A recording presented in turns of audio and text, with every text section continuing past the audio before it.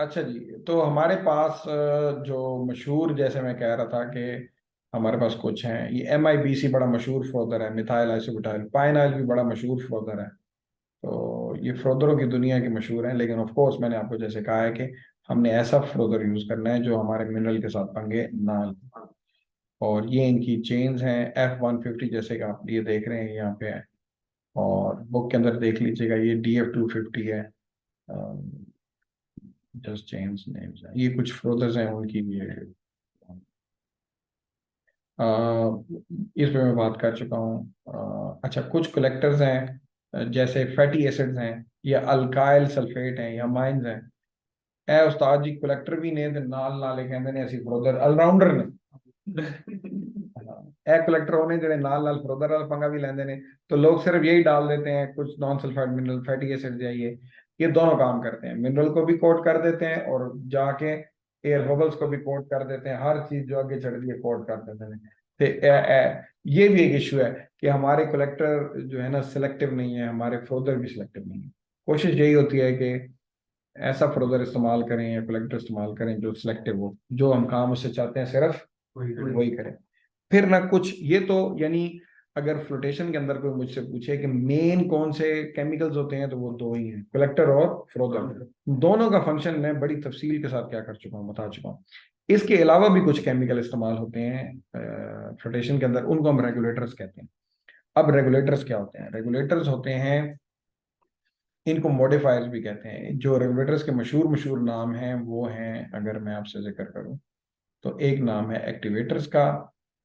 Activator एक regulator है, depressant एक रेगुलेटर है, डिस्पर्सेंट एक रेगुलेटर है, और पीएच मॉडिफायर एक, ये सारे रेगुलेटर हैं। ये भी केमिकल्स इस्तेमाल होते हैं फ्लोटेशन के अंदर ग्रेड और रिकवरी को इनहेंस करने के लिए। तो कैसे ये करते हैं इसको देख लेते हैं। एक एक करके इनको देखते हैं। सबसे पहले आ जाएं आप एक्टिवेटर्स के ऊपर कि एक्टिवेटर्स का क्या काम है। अगर हम एक्टिवेटर्स की बात करें तो इनका काम है एक्टिवेटर। एक्टिवेटर से देखें, आप आपके जहन में आना चाहिए कि ये क्या करते हैं। कोलेक्टर के लिए सरफेस को तैयार करते हैं। कई दफा आपका मिनरल ऐसा होता है जिसको आप हाइड्रोफोबिक बनाना चाह रहे होते हैं, उसके ऊपर कोई कलेक्टर चिपक ही नहीं रहा, कोई कलेक्टर नहीं चिपकता। यानी आपका मिनरल है, बड़ा ही टीट है। ये मिनरल है आपका, ये लेट से ये मिनरल है, इसके ऊपर कोई कलेक्टर चिपक ही नहीं रहा। थोड़ा मिनरल बना बना लेता हूं, ये ले, ये मिनरल है, ठीक है जी। इसके ऊपर कोई भी कलेक्टर नहीं चिपक रहा।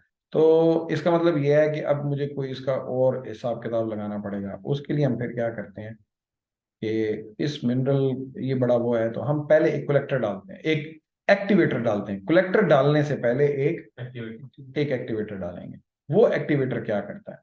वो एक्टिवेटर क्या करता है, तो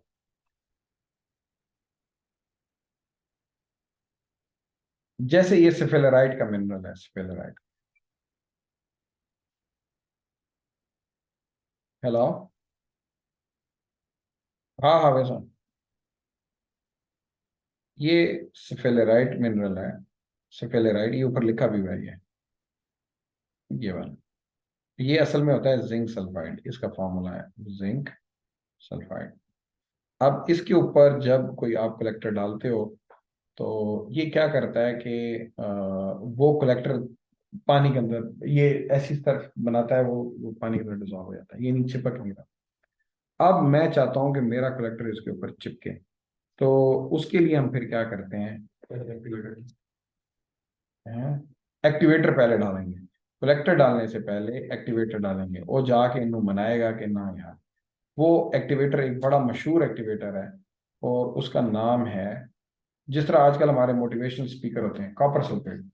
कॉपर सल्फेट एक बहुत मशहूर क्या है, एक्टिवेटर है।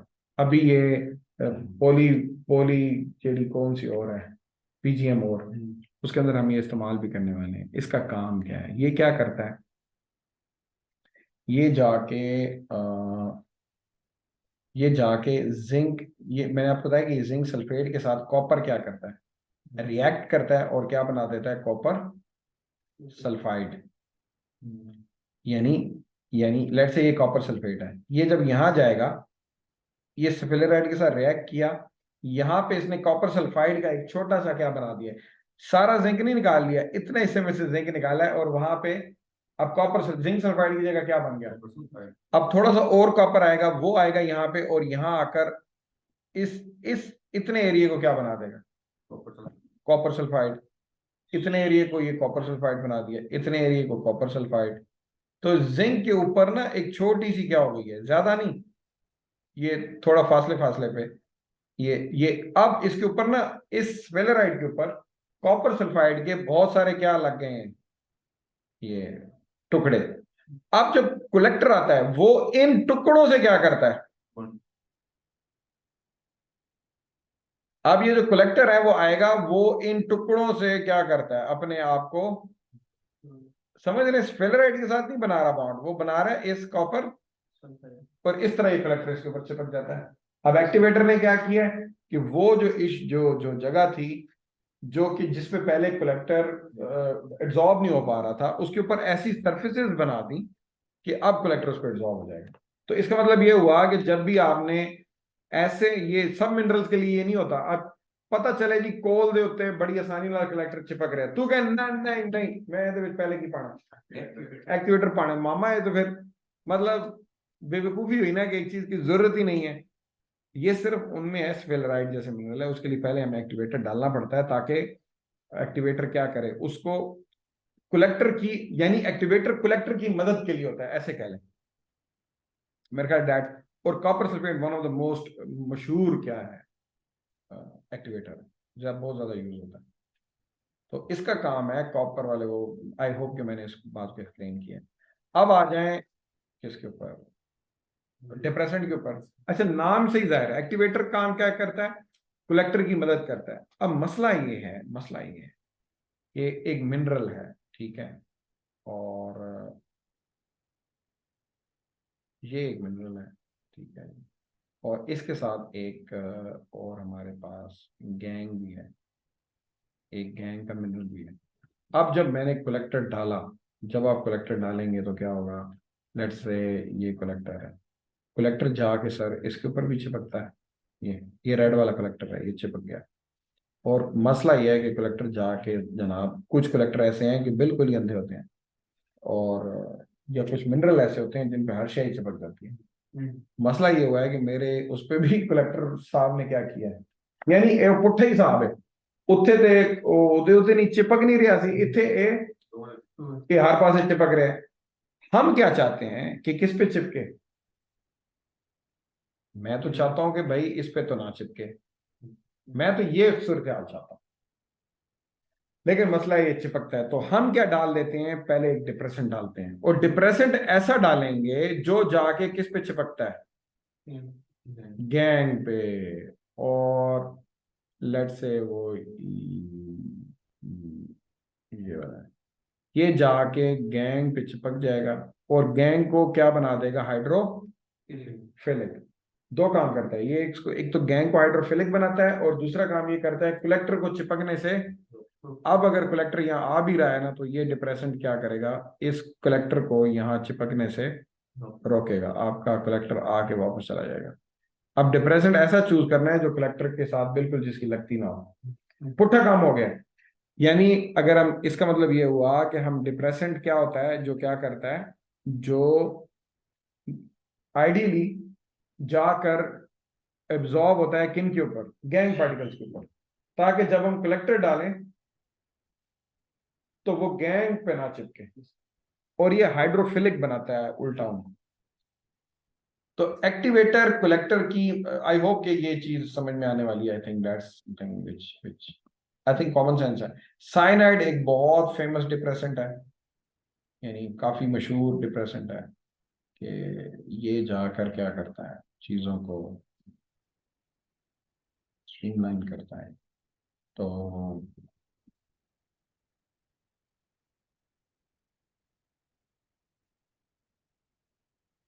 तो साइनाइड इज बेसिकली इसी तरह,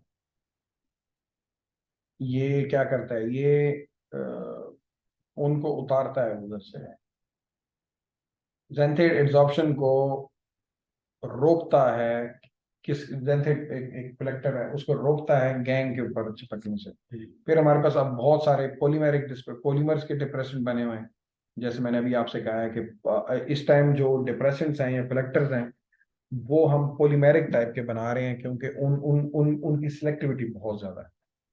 तो इसलिए पॉलीमर्स के बड़े मकबूल हैं ये आपके। ये एक ये डिप्रेसेंट है, इसका एक फंक्शनल ग्रुप है, और एक इसकी हाइड्रोक्सिल चेन है जैसे पहले थी।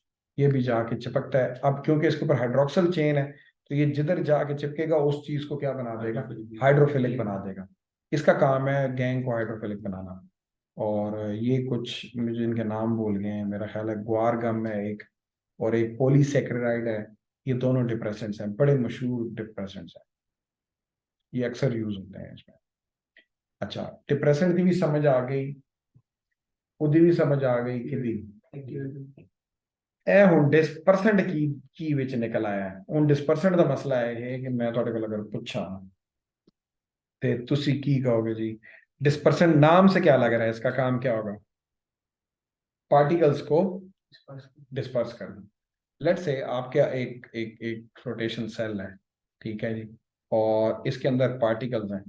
ये अगर ये पार्टिकल्स एक दूसरे से क्या कर, अच्छा पार्टिकल्स एक दूसरे से जुड़ेंगे क्यों, क्वेश्चन ये है। लेट से एक ये पार्टिकल है, एक ये पार्टिकल है, एक ये पार्टिकल है, ठीक है। अगर ये पार्टिकल आपस में क्या करें, जुड़ जाएं, तो क्या होगा, इनका वजन क्या हो जाएगा, और बबल जो होगा वो इनको बबल कैरी नहीं कर सकता। लेट से ये बबल है, ये इसको कैरी नहीं कर सकता। ये बात समझ रहे हैं। इसका मतलब ये हुआ कि हम नहीं चाहते कि पार्टिकल आपस में जुड़े। अब मेरा आपसे सवाल ये है कि पार्टिकल आपस में जुड़ते क्यों होंगे, आप समझ रहे हैं। पार्टिकल छोटे छोटे हैं, मैंने अपनी तरफ से ग्राइंड किए, ग्राइंड करके इसमें डाले कि अब पार्टिकल क्या होंगे, ये छोटे छोटे होंगे। मैं बड़ा खुश हूं, पता चला वो पार्टिकल मिल के उन्होंने एडे बड़े हो गए, तो बबल उनमें चुक ही नहीं रहा, एग्रीगेट बन गया है। तो बबल तो उसको नहीं उठा सकता। तो मैं आपसे ये पूछ रहा हूँ, पार्टिकल एक दूसरे को क्यों चिपकते हैं, क्या मसला है, प्यार मोहब्बत क्या है। वो वीक लंदन फोर्सेस होती हैं, किसी भी पार्टी इन पार्टिकल्स के दरमियान वीक लंदन फोर्सेस होती हैं, जिसकी वजह से ये क्या करती हैं, एक दूसरे से चिपकते हैं। अब मेरा सवाल यह है कि मैं चाहता हूं ये ना चिपके एक दूसरे से, बल्कि क्या करें, एक दूसरे से दूर रहें, डिस्पर्स रहें, क्या रहें, डिस्पर्स रहें। उसका एक तरीका है, वो तरीका यह है कि अगर मैं इसके ऊपर भी नेगेटिव चार्ज कर दूं, इस पार्टिकल के ऊपर भी क्या कर दूं, इस पार्टिकल के ऊपर भी क्या कर दूं, तो चाहे नेगेटिव कर दूं चाहे सब पे पॉजिटिव कर दूं, उसका ये होगा कि ये एक दूसरे को क्या करने लग जाएंगे, रिपेल करेंगे। रिपेल करेंगे तो डिस्पर्स हो जाएंगे, डिस्पर्स हो जाएंगे तो बबल इनको ले जाएगा ऊपर, एग्रीगेट नहीं बनेगा। आप कुछ नहीं हो रहे तुम सोच रहे हो कि लोगों ने की कटे कैसे कैसे हल निकाले, वैसे अंग्रेज सारा दिन बैठ के मेरे ख्याल यही सोचते रहते हैं। तो इसलिए ये, अच्छा वो जो डिस्पर्सेंट होता है उसका काम क्या होगा, पार्टिकल्स के ऊपर चार्ज लाना, वो चार्ज लेकर आ जाता है पार्टिकल के ऊपर। यही डिस्पर्सेंट का काम है, वो पार्टिकल्स को चार्ज कर देता है, जिसकी वजह से पार्टिकल्स एक दूसरे से ऐसे दूर भागते हैं जैसे आप पढ़ाई से दूर भागते हैं। तो सर ये फ्रोदर की तरह काम करता है। नहीं, ये फ्रोजर की तरह काम नहीं करता। क्या मतलब फ्रोजर की तरह काम, फ्रोजर तो क्या करता है, बबल्स को मिलने से रोकता है। हाँ हाँ हाँ हाँ, ठीक है, सही कह रहे हो। ये पार्टिकल्स को मिलने से रोकता है। सही हो गया। हाँ, डिस्पर्सेंट पार्टिकल्स को मिलने से एग्रीगेट बनाने से रोकता है। लेकिन अगर आपके फ्लोटेशन सेल में एग्रीगेशन हो ही नहीं रही थी, तो खाम खातुन नहीं जाओ, तो फिर तो जाती है। तो डिस्पर्सेंट ये होता है। अब यहां से एक सवाल आया है इसका, सोडियम सिलिकेट एक बहुत मशहूर डिस्पर्सेंट है। Sodium silicate is one of the most famous dispersants. हाँ, नहीं बड़ा डिप्रेशन लेकर आता है ना। तो वो होता ही है कि जो सिलिकेट एनाइन होता है, कौन सा, वो पार्टिकल्स पे जाके चिपक जाता है। इसमें से जो सिलिकेट एनाइन जब आप सोडियम सिलिकेट को डालते हैं ना, तो सोडियम अलग हो जाता है, सिलिकेट क्या हो जाता है, अलग हो जाता है। ये जो सिलिकेट है ना, ये जो सिलिकेट है, ये लेट्स से एनाइन नेगेटिव है, ये जाके आपके पार्टिकल्स के ऊपर चिपकता है। जब ये पार्टिकल्स के ऊपर चिपकता है, हर पार्टिकल के ऊपर नेगेटिव चार्ज होता है, वो एक दूसरे को क्या करने लग जाते हैं। ठीक है जी, यहाँ पे इसको खत्म करते हैं, मैंने बेटी को पिक करने जाना है, फिर इंशाल्लाह इसको आगे चलाएंगे। I hope it went well. थोड़ा सा रह गया फ्लोटेशन, इंशाल्लाह खत्म हो जाएगी। अल्लाह ही हाफिज़ जी थोड़ा।